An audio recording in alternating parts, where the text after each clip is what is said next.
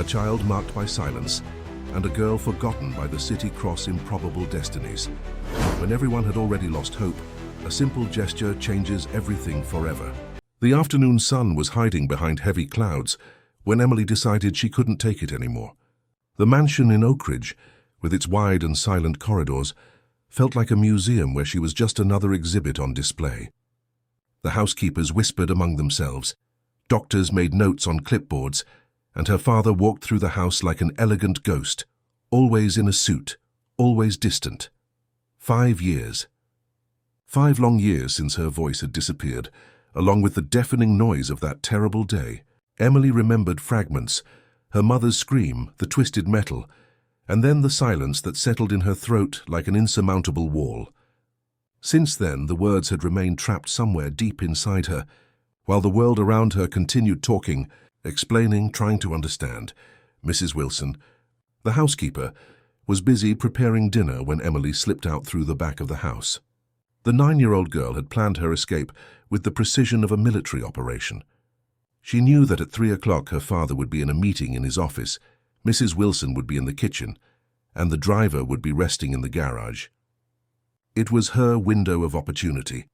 The small backpack contained only the essentials, a picture book her mother had given her, a piece of bread from the kitchen, and the stuffed animal that still carried the familiar perfume. Her barefoot steps made no noise on the cold marble of the hallway. The back door creaked slightly, but no one heard. Finally, she was free. The streets of Boston seemed different when traveled by a child alone. Emily knew the way to Central Park from the car windows, but walking was a completely new experience. The sounds of the city enveloped her, distant horns, vendors' voices, the constant rumble of urban movement. All this created a chaotic symphony that strangely calmed her. Central Park appeared before her, like a green oasis in the middle of concrete. Emily remembered happy afternoons there, running among the trees while her mother followed her with a loving gaze. Now alone, the place seemed larger and more mysterious. She instinctively headed toward the lake where ducks swam in lazy circles. She sat by the water's edge and took the bread from her backpack. The ducks approached immediately, creating small waves on the calm surface. Emily observed their graceful movements, lost in thoughts she couldn't express. It was then that a voice startled her. They like it better when you throw the pieces really small. Emily turned quickly and saw a girl slightly older than herself. Tangled brown hair framed a thin face, but with bright, clever eyes. Her clothes were worn and patched, but clean. The girl smiled naturally, as if finding a well-dressed child feeding ducks alone was the most normal thing in the world. "I'm Lucy," she said, sitting down beside Emily without ceremony. "And you must be some runaway princess, aren't you?" Emily opened her mouth, but no sound came out. She pointed to herself and then to the ducks, trying to communicate something that even she didn't understand. Lucy observed with attention, without rushing, without judgment. "You don't speak?" Lucy asked with genuine curiosity, not with pity. "That's okay. Sometimes words get stuck. It happened to me once when I was younger. I went a whole month without being able to talk after. Well, after something bad." Emily nodded slightly. There was something about Lucy's presence that calmed her. There was no pressure, no expectations, just a simple and honest companionship. "Want me to tell you about the ducks?" Lucy offered, taking a piece of bread. "That big one over there is the Duck King. At least that's what I call him. He always eats first and protects the smaller ones. And that tiny duck over there is Brave One. She always swims all the way here, even when the others are afraid." As Lucy spoke, Emily felt something strange happening in her throat. As if something that had hardened was beginning to soften.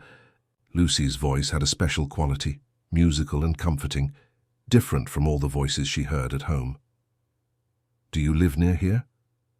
Lucy asked after a while. Emily vaguely pointed in the direction of Oak Ridge. Lucy nodded, understanding. "Fancy place, I imagine. I live over there," she pointed in the opposite direction, "with Mrs. Stewart. She found me when I was really little and raised me. She's a stern lady, but has a heart as big as the world." Emily smiled for the first time in a very long time. There was something in Lucy's simplicity that made her remember how it was before, when things were easier and words flowed naturally. "You know," continued Lucy, "I think everyone has a favorite duck. Which one is yours?" Emily observed the ducks for a moment, and pointed to a small one with greyish feathers that swam a bit apart from the others. "Ah, that's Dreamer," said Lucy with approval. "He always stays kind of distant, like he's thinking about important things. He's a good duck to choose." It was then that the impossible happened. Emily opened her mouth and in a hoarse and hesitant voice whispered, "Dreamer." Lucy didn't show exaggerated surprise or make a fuss. She just smiled and said, "That's a beautiful name you have for him." And Emily, encouraged by this natural reaction, felt the words spring forth like water from a source that had been blocked. He looks sad." "Maybe he's just thinking," Lucy replied. "Sometimes we need to spend time alone to understand things, right?" Emily nodded vigorously. Someone finally understood, didn't try to force her to speak, didn't treat her like something broken that needed to be fixed. Lucy simply accepted, and that acceptance created a safe space where words could exist again. The two girls continued talking quietly, feeding the ducks and observing the park's activity. Emily discovered that Lucy knew every corner of that place. Every tree had a story, every bench a memory. It was as if the park was her backyard. "Why did you run away?" Lucy asked at a certain point, with the frankness that only children possess. Emily thought for a moment before answering. "At home, everyone wants me to be like I was before, but I don't know how I was before anymore." Lucy nodded with understanding. Sometimes we need to figure out who we are now, right? Not who we were. These words touched something deep in Emily. For the first time, someone had understood that she didn't want to go back to being who she was, but rather to discover who she could become.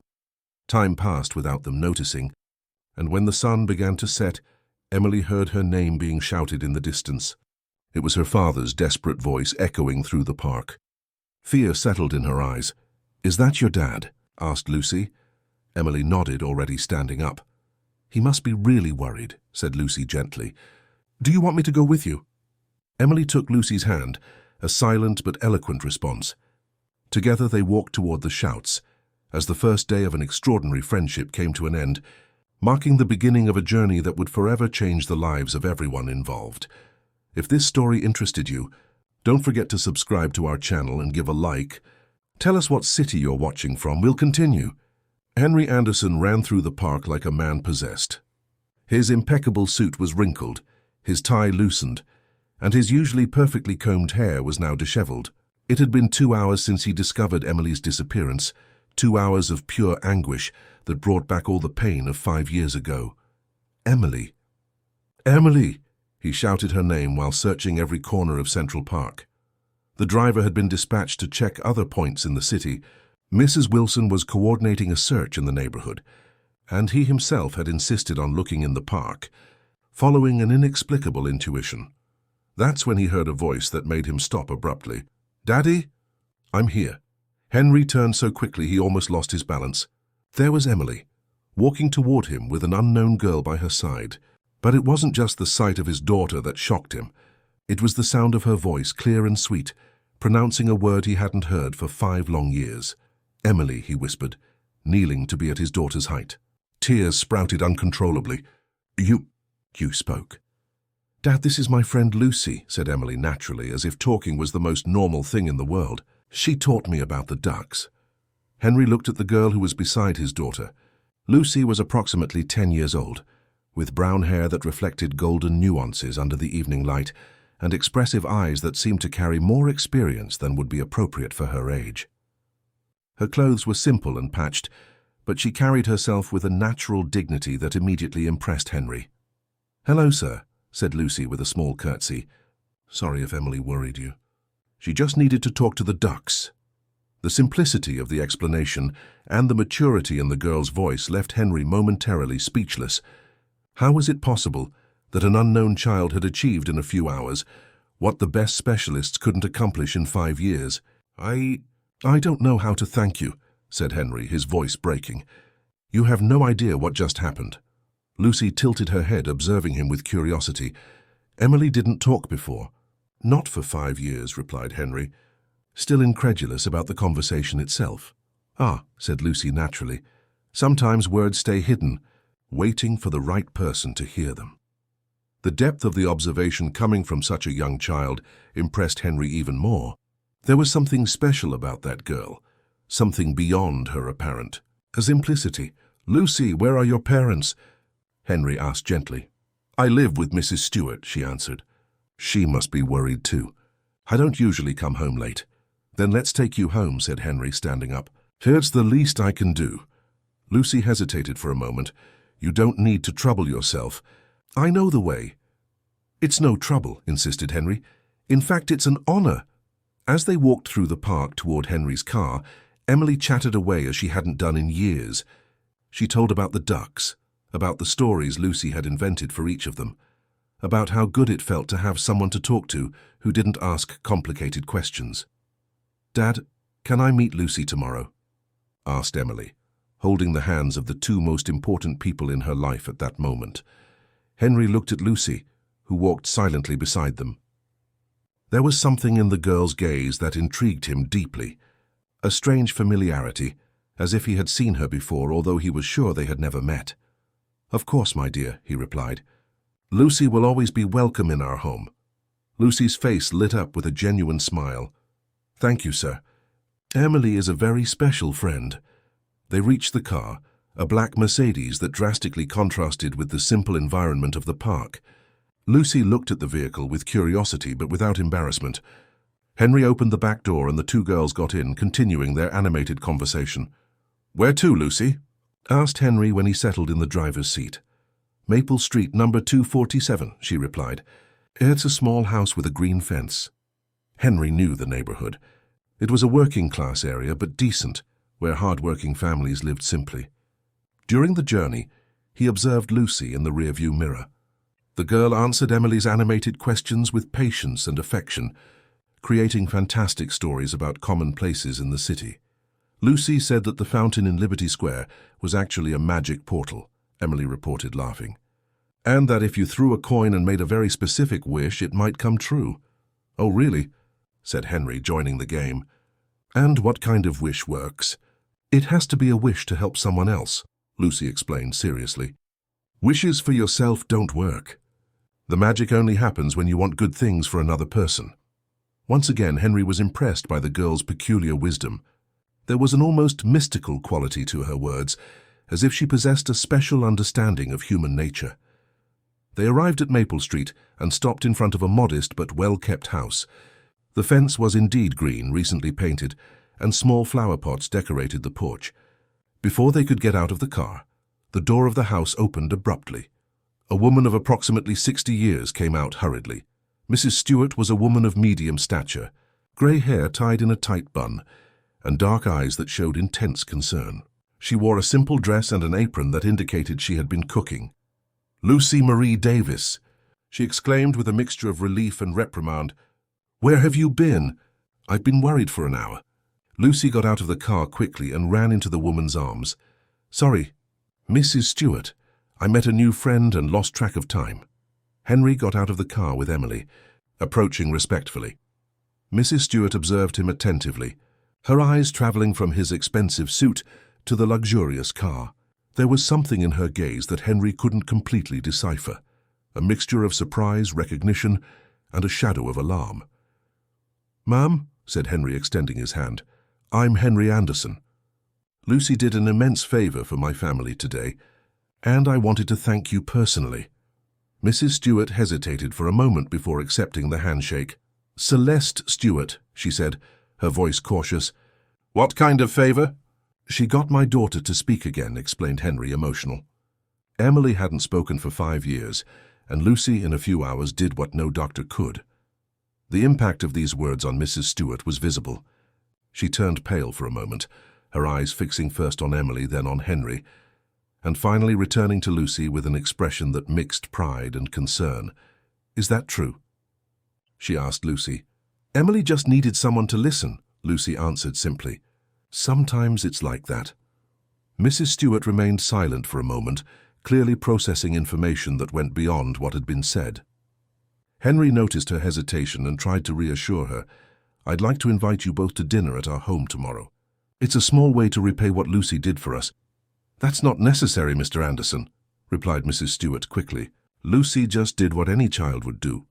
But it was much more than that, insisted Henry, and Emily would very much like to continue the friendship. Emily, who had remained quiet during the adults' conversation, approached Lucy. "Please come have dinner with us. I can show you my books." Lucy looked at Mrs. Stewart with pleading eyes. The lady sighed deeply as if making a very difficult decision. "All right, but just for a few hours." "Perfect," exclaimed Henry. "We'll pick you up at 7 o'clock. As they said goodbye, Henry couldn't help but notice that Mrs. Stewart was observing him with a peculiar intensity, as if trying to decipher something important. There were secrets in those eyes, secrets that seemed somehow connected to his own life. On the way back home, Emily couldn't stop talking about her new friend. Henry listened to her with a mixture of joy and perplexity. After 5 years of silence, his daughter had recovered not only her voice, but a vitality he hadn't seen since before the accident. However, something bothered him. Mrs. Stewart's reaction, Lucy's familiar look, the strange feeling that this encounter hadn't been completely casual. As a businessman accustomed to dealing with complex situations, Henry had developed an instinct for detecting when there was more than what appeared on the surface. That night, while Emily slept peacefully for the first time in years, Henry remained awake, watching the moon through his office window and wondering what kind of mystery had entered his life through the innocent eyes of a street girl named Lucy. The Anderson mansion in Oak Ridge was more illuminated than it had been in years. Mrs. Wilson, the faithful housekeeper, who had served the family for more than 2 decades, had prepared a special dinner, although she couldn't hide her perplexity with the situation. In 50 years of domestic work, she had never seen her employer so anxious to receive a street child and her caretaker. "Mr. Henry," she said, while arranging the table for the 3rd time, "are you sure you want to use the good china?" "Absolutely," replied Henry, adjusting a chair. "Our guests deserve the best." Mrs. Wilson shook her head, muttering softly. There was something about the situation that made her uneasy, although she couldn't explain exactly what. Perhaps it was Emily's sudden transformation, or the intensity with which Henry had embraced that unexpected friendship. Emily, for her part, was radiant. She had spent the entire afternoon talking about Lucy, planning what to show her friend, choosing books and toys that might interest her.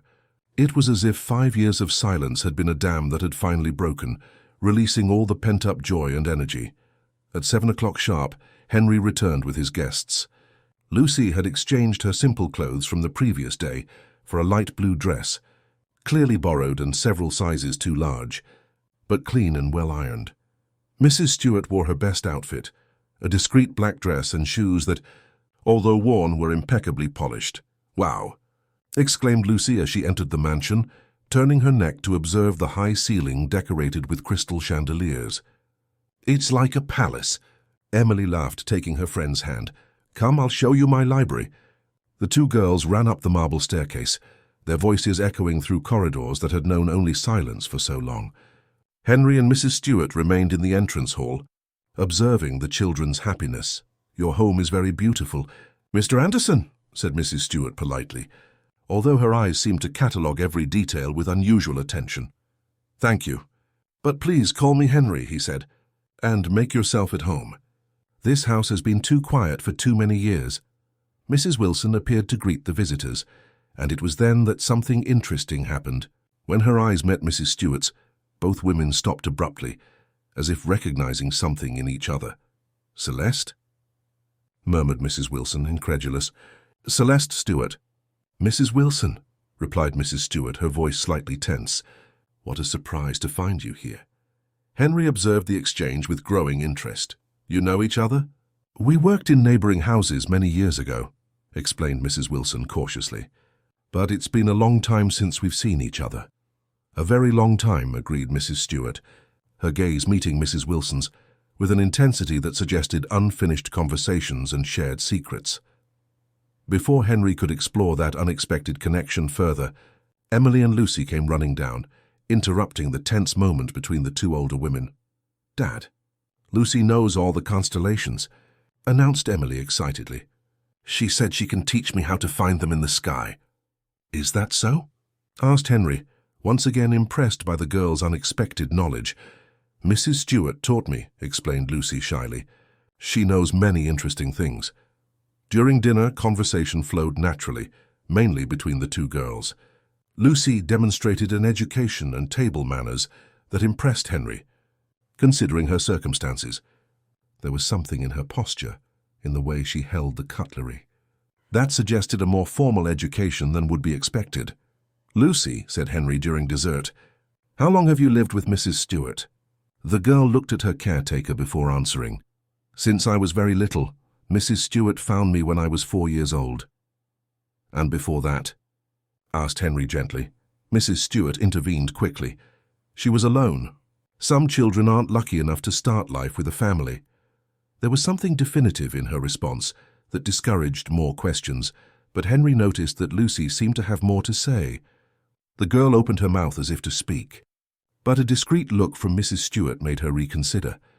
It was then that the phone rang. Mrs. Wilson answered and informed that it was August Fisher, Henry's partner, with an urgent call. "Excuse me," said Henry, standing up. "I'll be right back." In the office, August seemed unusually interested in the day's events. "Henry, I heard that Emily started speaking again. Is it true? How did you find out?" asked Henry, surprised by the quick spread of the information. "Boston is a small city for certain news," replied August evasively. "I heard it was thanks to a street girl. Yes, an extraordinary girl named Lucy. In fact, she's having dinner here now." There was silence on the other end of the line before August asked, "Lucy? What's her full name?" "Lucy Marie Davis, why do you ask?" Another silence, longer this time. "August? Are you there?" "Yes, sorry. It's just that name sounds familiar to me." "Could you describe the girl?" Henry frowned. It was strange for August to show so much interest in a child he had never seen. About 10 years old, brown hair, expressive eyes. "Why all this interest?" "Just curiosity," said August quickly. "Well, I have to go. We'll talk tomorrow."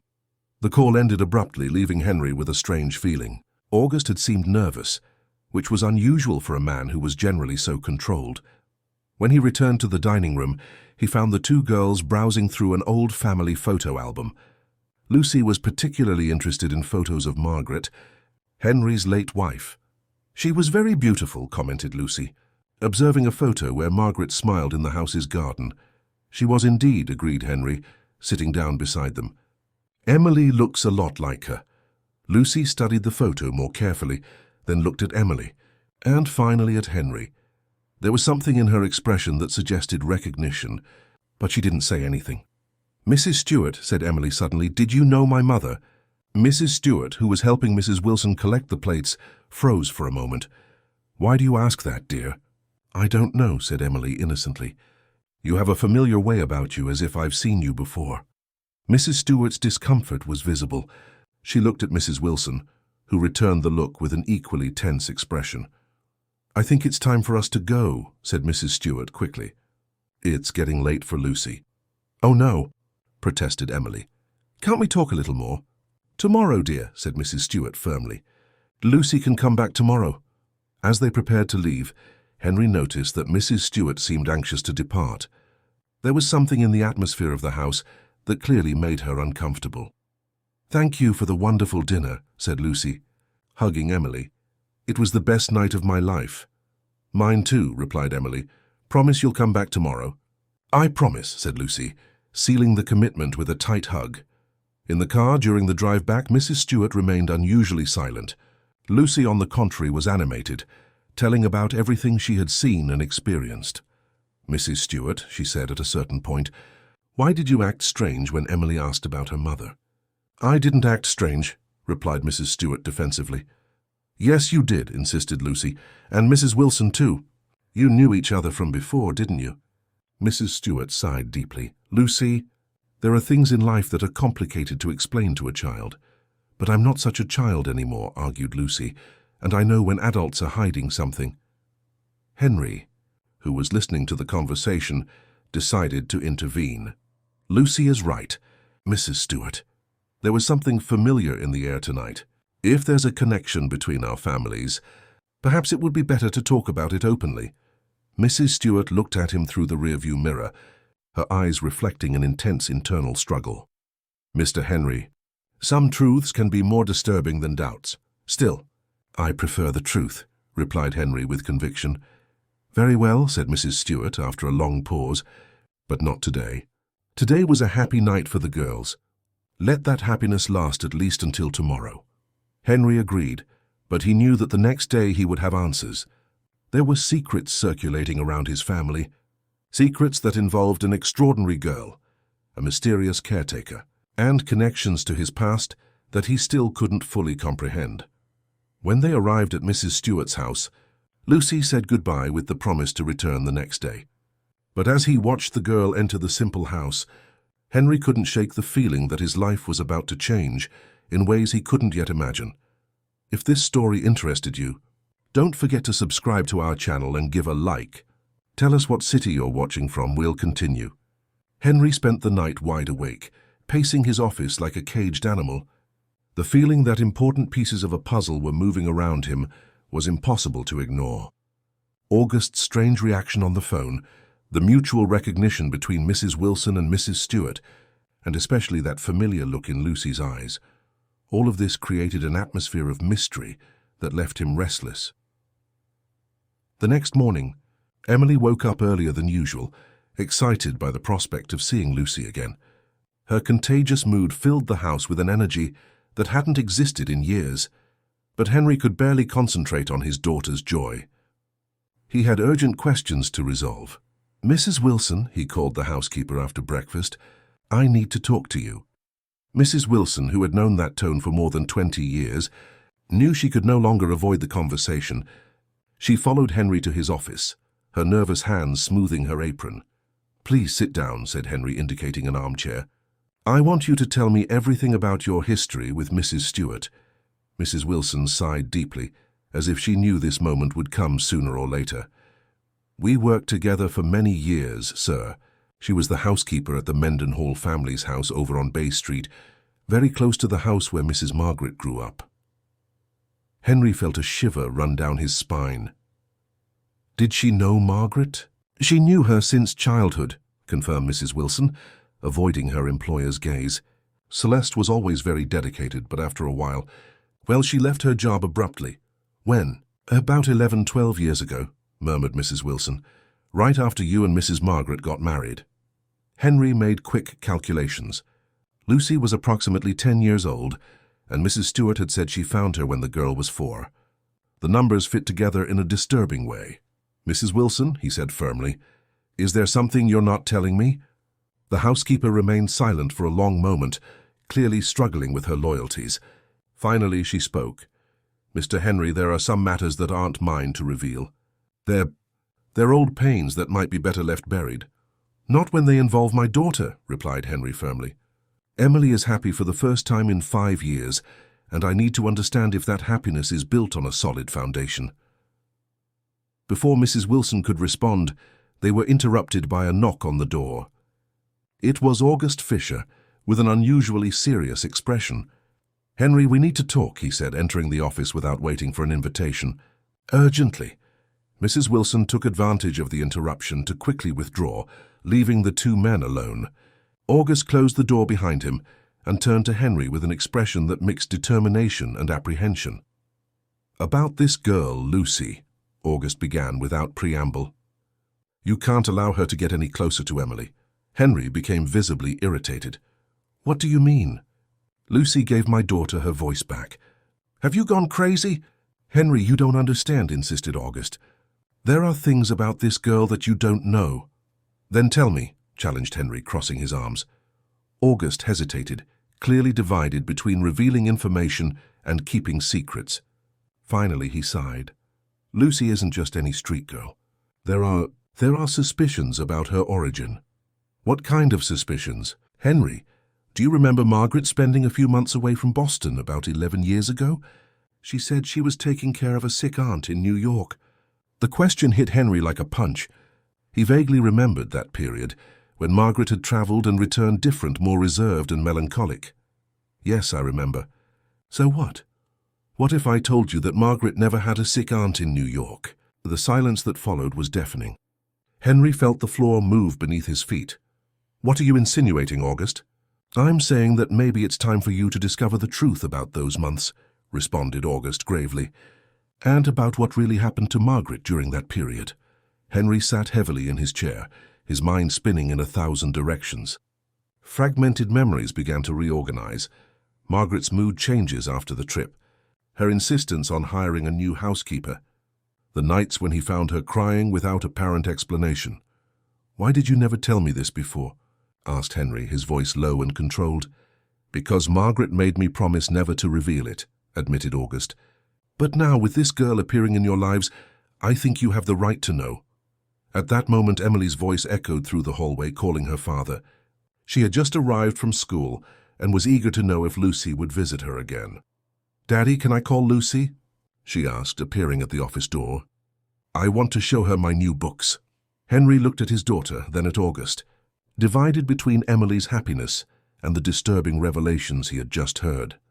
"Of course, my dear," he finally said, "but maybe it's better if you invite her to come here tomorrow. Today, Daddy has some important things to resolve."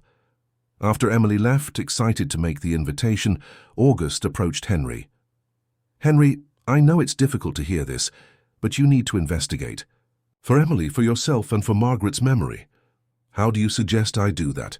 Start with Margaret's documents. She was organized, kept records of everything. If there are answers, they must be somewhere in this house."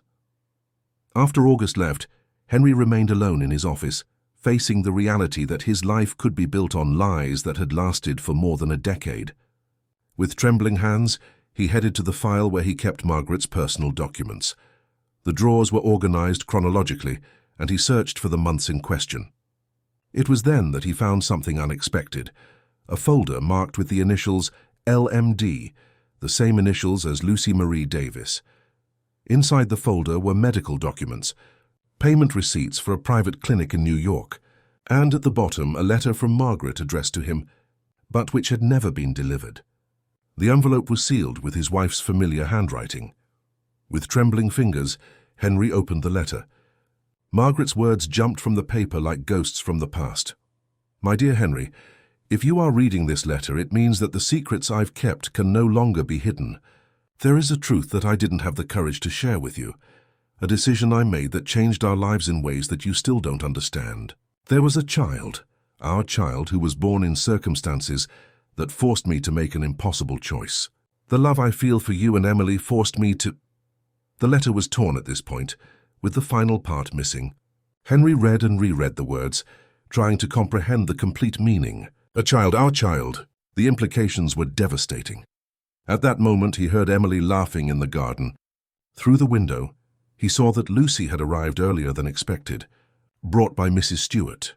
The two girls were playing among the flowers, their voices echoing through the property with contagious joy.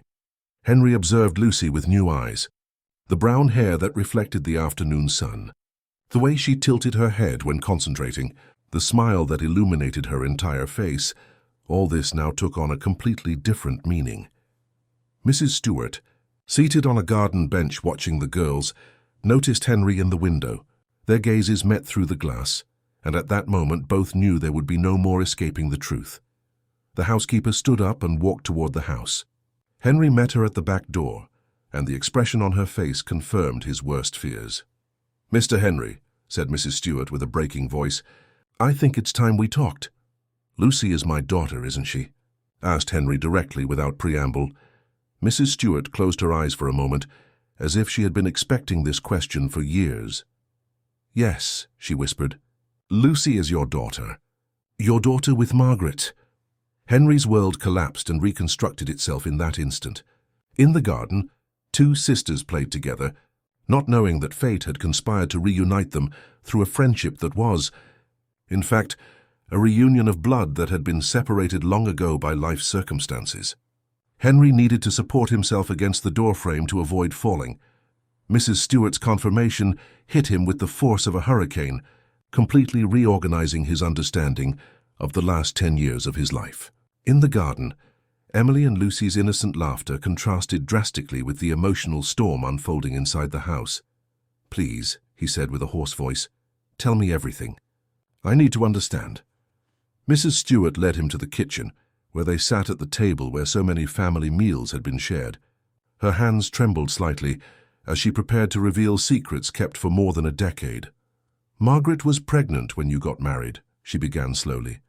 "But not with your child, Henry. The child was from another relationship before your marriage."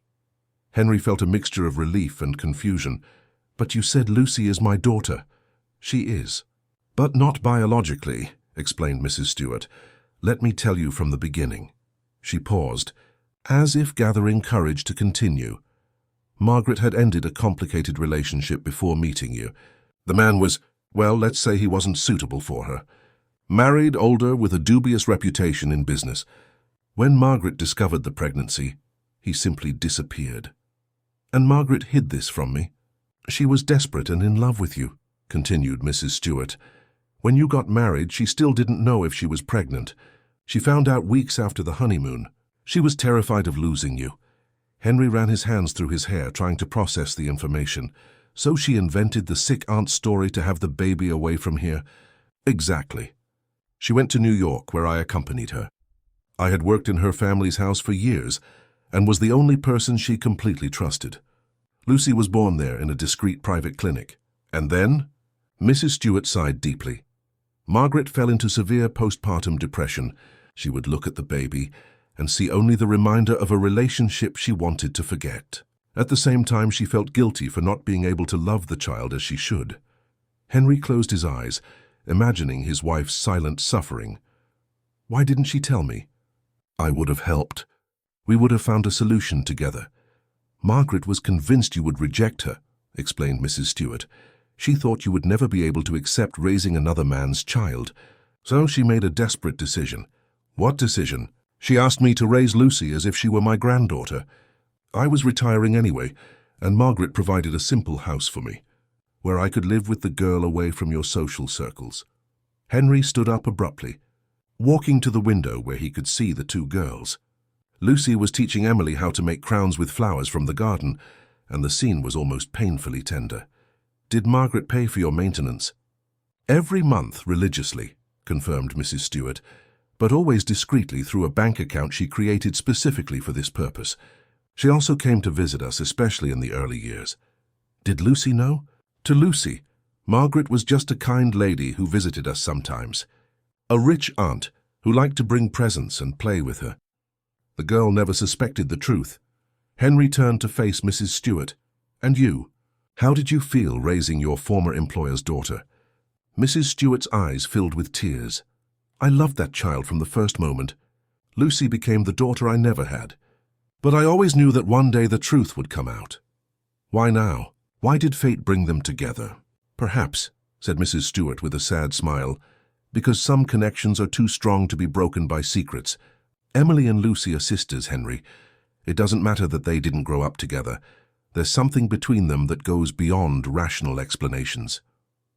At that moment, Mrs. Wilson entered the kitchen, clearly concerned about the conversation taking place. She looked from Henry to Mrs. Stewart, realizing that the secrets were finally being revealed. "Mrs. Wilson," said Henry, "did you know all of this?" The housekeeper nodded reluctantly. "Mrs. Margaret told me shortly before the accident. She was planning to reveal everything to you. She had decided that Lucy deserved to know her true family." "And why didn't you tell me after Margaret was gone?" "Because," intervened Mrs. Stewart, "Emily had entered that deep silence, and we thought revealing the existence of a lost sister would only worsen her situation. We decided to wait." "Wait for what?" "A sign that it was the right time," replied Mrs. Stewart. "And that sign came when Lucy managed to make Emily speak again. It was as if fate was telling us they needed each other." Henry sat down again, the weight of the revelations almost unbearable. "And August? Did he know?" "August always suspected," admitted Mrs. Wilson. "He and Margaret were close friends, and he noticed the changes in her after the trip. But Margaret never confirmed anything to him. That's why he got so nervous when he heard Lucy's name," murmured Henry, the pieces finally fitting together. From the garden came the voices of the girls calling, "Daddy! Mrs. Stewart! Come see our surprise!" The three adults headed to the garden, where they found Emily and Lucy holding hands, surrounded by flower crowns scattered on the ground. "We made a family of crowns," announced Emily radiantly. "A big one for Daddy, a medium one for Mrs. Stewart, and 2 tiny ones for us. And you know what else?" added Lucy excitedly. "Emily said she always dreamed of having a sister, and I said I always dreamed of having a real family." The look Lucy directed at Henry at that moment was like a sweet stab to the heart. There was so much love and hope in those eyes, so much need for belonging, that he immediately knew that no matter how the truth had been revealed, that girl was his daughter in all the ways that truly mattered. "Lucy," he said, kneeling to be at her height, "how would you feel if I told you your dream could come true?" The girl tilted her head, curious. "What do you mean?" Henry looked at Mrs. Stewart, who nodded encouragingly. Then he took a deep breath and made the decision that would change their lives forever. "Lucy, would you like to come live with us?" "Forever?" Lucy's eyes widened with surprise and hope. "Really? Could I be part of the family for real?" "You already are part of the family," said Henry, his voice breaking. "You always have been." Emily jumped with joy. "Does that mean we'll have a sister?" "It means you've always been sisters," replied Henry, embracing both girls. "You were just waiting for the right moment to find each other." Mrs. Stewart observed the scene with tears in her eyes, knowing that despite the pain of separating from the girl she had raised, this was the right outcome. Lucy belonged to that family, and she was finally where she should have always been. "Mrs. Stewart," Lucy suddenly said, running to hug her caretaker, "you won't be sad, will you?" "Not sad, my dear," replied Mrs. Stewart, kissing the top of the girl's head. "I'll be proud. You've found your true family." "But you're my family too," insisted Lucy. "You always will be." "Always," confirmed Mrs. Stewart, looking at Henry with gratitude. "And now you'll have even more family to love." As the sun set over Boston, a family fragmented by the secrets of the past finally reunited. Henry knew there would still be much to explain, documents to regularize and difficult conversations ahead. But at that moment, watching his 2 daughters playing together in the garden that had been silent for so long, he knew that some stories end exactly as they should, with love triumphing over life's complications. 3 months had passed since the truth about Lucy was revealed, and the Anderson mansion in Oak Ridge had never been so full of life. The corridors that previously echoed only with silence now resonated with laughter, animated conversations, and the characteristic noise of 2 girls exploring every corner of the house with the natural curiosity of childhood. Henry observed from his office window as Emily and Lucy played in the garden. The adaptation hadn't been completely without challenges.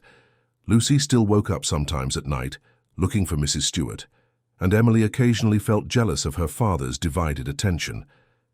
But the love between the 2 sisters had grown naturally and solidly, as if they were merely making up for lost time.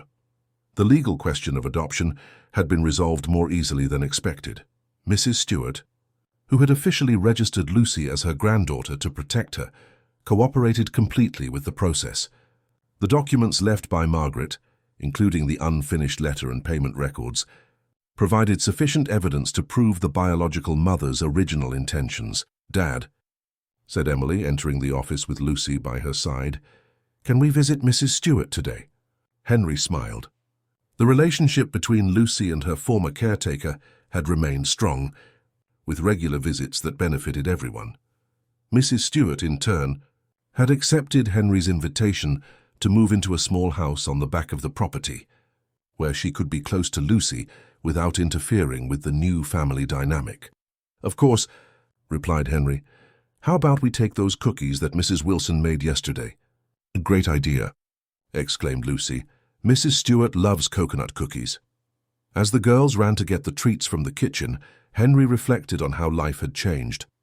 The company continued to prosper, but he now worked more flexible hours, prioritizing time with his daughters. August, who had initially been apprehensive about the revelations, ended up becoming a beloved uncle to both girls, bringing extravagant presents and telling funny stories about his business.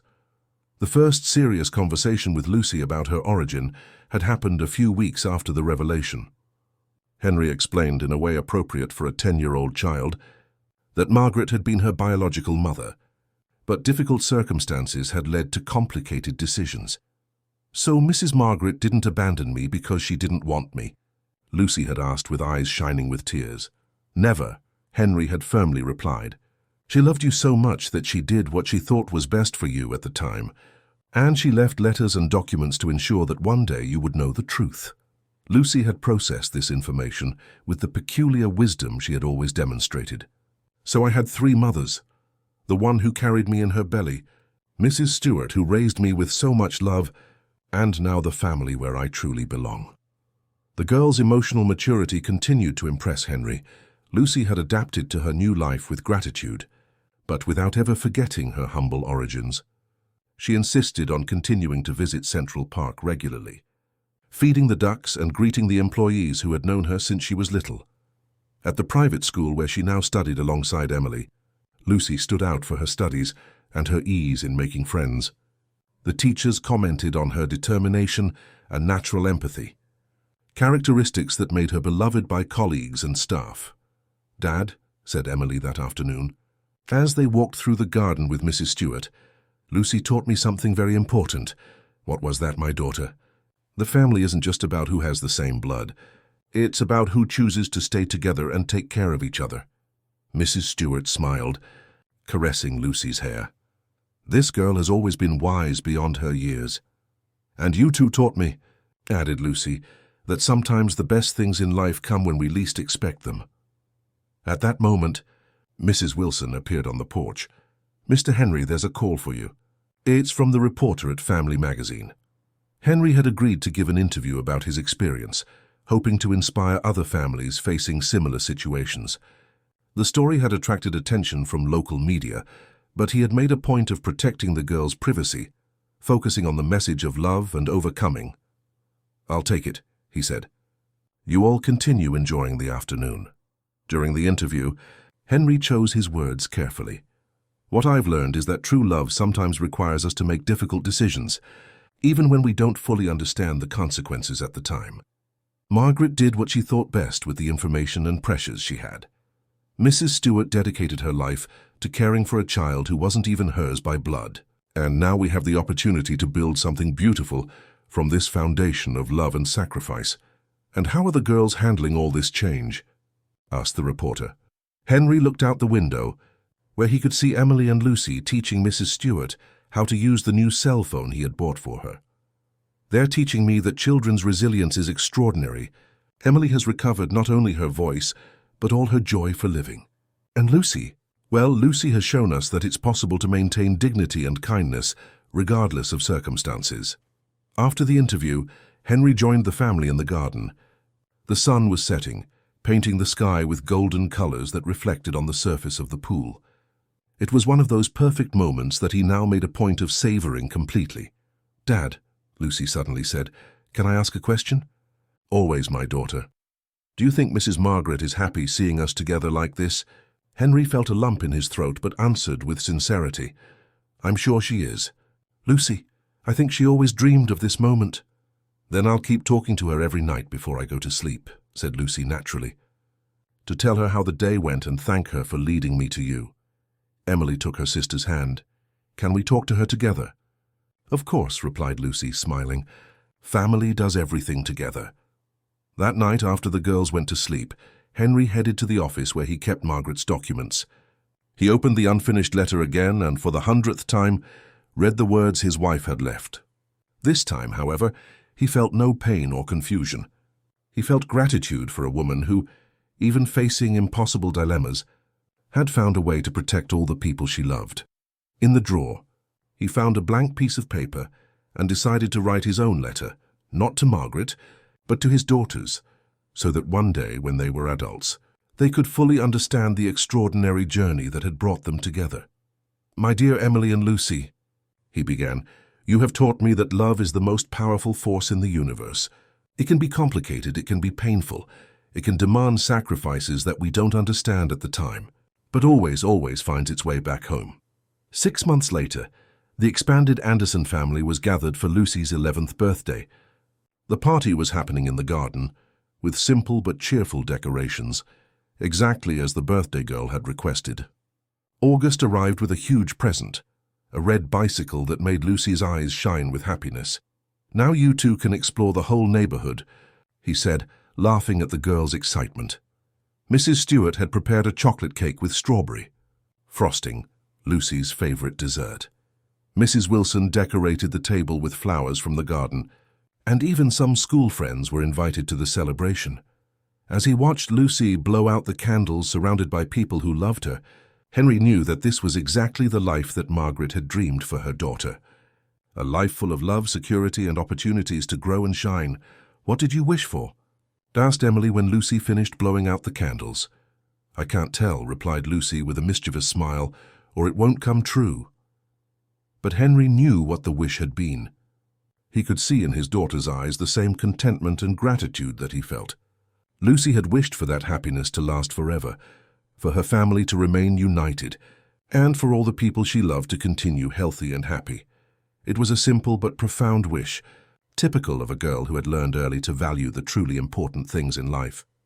As the party continued around them, Henry looked at his two daughters, one who had recovered her voice and another who had found her true home, and knew that some stories, even